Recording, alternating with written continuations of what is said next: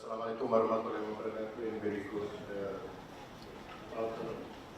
Ladies and gentlemen, first of all, I would like to thank you to the organizing committee for inviting me to share our experience in developing and enhancing, inspiring educators and leaders in teaching and learning. And just to share with you, actually we work together with many of our expertise in Malaysia, and some of them are here, Prof. Karim, Prof. Rosna, Prof. Aida, and the rest. Ladies and gentlemen, the outline of my presentation first is about the quest for inspiring educators and also the leaders. And then understanding the concept of learning and teaching, which is very important. I was wondering about learning is a KPI. We haven't talked about the learning KPI. And then it's about teaching. For me, learning first, and then the next teaching. It's not the other way around. And then the third is about how we develop inspiring educators and leaders. Of course, it is the project that we work together for the past, let's say, since 2007, 2008, with Magnetic. And then the third about the professional leadership development models, the framework that we have. And maybe we'll answer some of Prof. Karim queries about the kind of competency that we should have.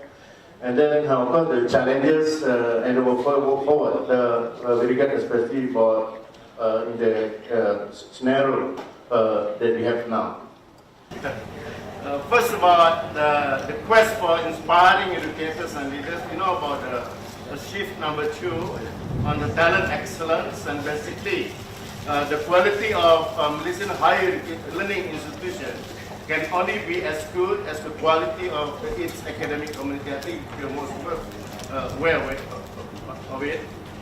And that, in our case, we have, as mentioned by Dr. Sari this morning, he mentioned about 72,000, but in my record as September 2016, we have 79,000 those so-called lecturers. It can be academics, it can be teachers in higher education institutions in the country. We have about 32,000 in the public universities. We have 20 public universities. We have 7,000, close to 8,000 in polytechnics. Then about 3,000 in the community colleges. And the big portion of our academics in the private institutional higher education learning. We have about 36,000 altogether, about 70 or almost 80,000 academicians. And we cater for 1.253 million students. So this the what I call it our target our client in our institution of higher learning. Now, we also know that we've been recommended to have these 4 tracks. We have teaching tracks, research, professional practices, and also leadership. And to some extent, I will consider the leadership is over and above those 3 tracks. Because to be a good institutional leaders in institutional higher education, we need to have strong in teaching, research, and also we know something about the professional practices. Okay, ladies and gentlemen, the green, no, sorry, I work in the green, and also the orange book. Yeah. Also mentioned about the attributes for inspiring educators. The books mention about the inspiring educators must have that kind of spouses to philosophy and theory of learning and teaching, so not only on the pedagogical content knowledge, but we also know about the pedagogical technological content knowledge, talking about the sponsorship of teaching and learning. Maybe some of us are very familiar with the Boyer's model of sponsorship of teaching and learning. Thank you very much.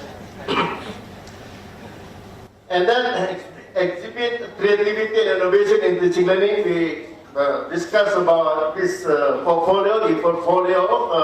This maybe for me is just one method of how we compile our teaching and learning evidences, for us to what you call I don't know whether it's for the promotion or especially for the so-called scholarship in the teaching and learning. Okay.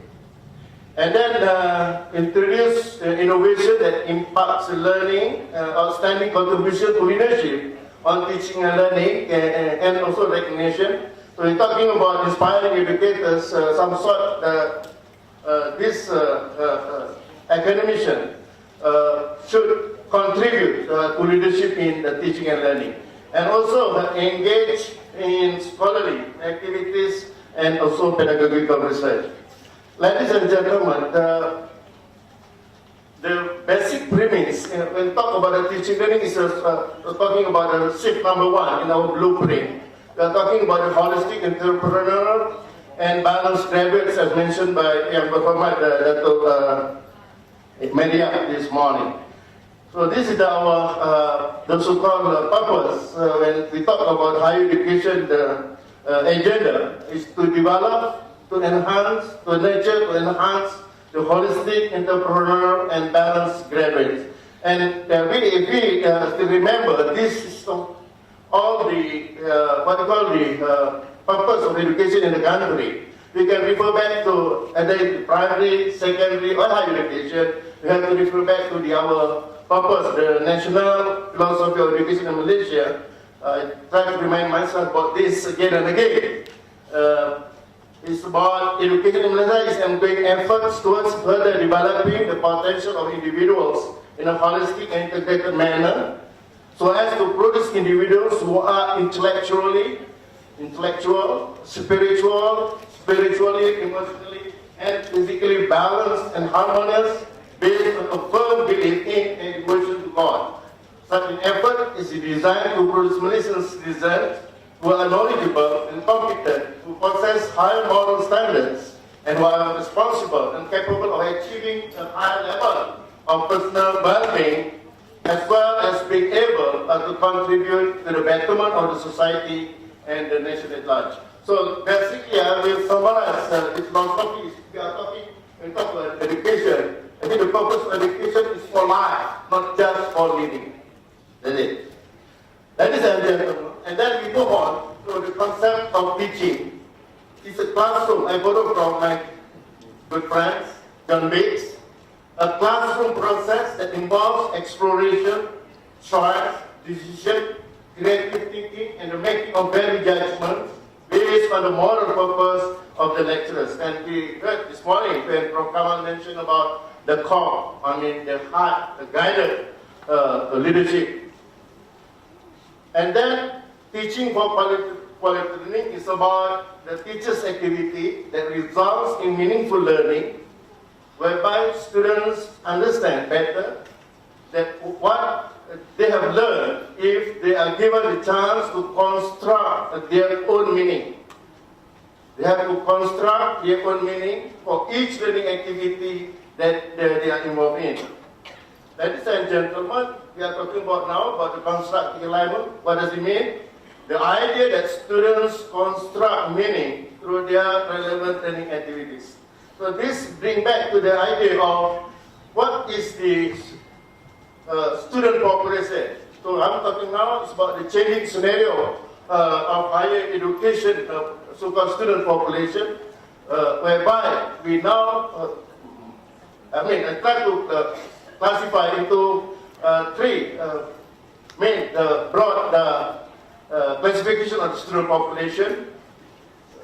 Now we are talking, many of us, people like me, myself, especially, I'm not very sure about Prof. CADe, from Bandar, but maybe from Dato' Bata, we belong to the so-called baby boomer. Yeah?